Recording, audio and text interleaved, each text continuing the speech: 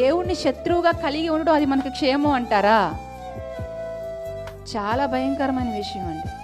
దేవుణ్ణి శత్రువుగా అస్సలు కలిగి ఉండకూడదు. మనుషులతో పెట్టుకున్నా పర్వాలేదు, ఎంతో కొంత అవకాశం ఉంటుంది మనం బ్రతకడానికి. కానీ దేవునితో పెట్టుకుంటే అస్సలు ఛాన్సే ఉండదు. కొంతమంది అంటూ ఉంటారు చూడండి, మాతో పెట్టుకోకండి, మా గురించి మీకు ఇంకా పూర్తిగా తెలీదు, మేము ఎదురొచ్చినా మీకే సమస్య, మీరు మాకెదురొచ్చినా మీకే సమస్య, మరి చూసుకోండి మేమేమనుకుంటున్నారు.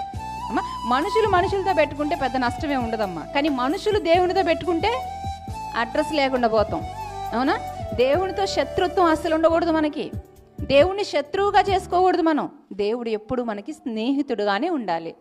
స్నేహితుడు అంటే అర్థం తెలుసా? స్నేహితుడు లేదా స్నేహితురాలు అంటే అర్థం ఏంటమ్మా? హితము కోరువాడు. అంటే దేవుణ్ణి మనము స్నేహితుడిగా కలిగి ఉంటే మనకి క్షేమం, మనం చక్కగా క్షేమంగా చల్లగా ఉంటాం. అదే దేవుడు మనకి శత్రువు అయ్యాడు అనుకోండి, చెప్పాను కదా, మనకి భూమి మీద అడ్రస్, భూమి మీదే కాదులేండి, పరలోకంలో కూడా ఉండదు మన అడ్రస్. ఎక్కడ ఉంటుంది?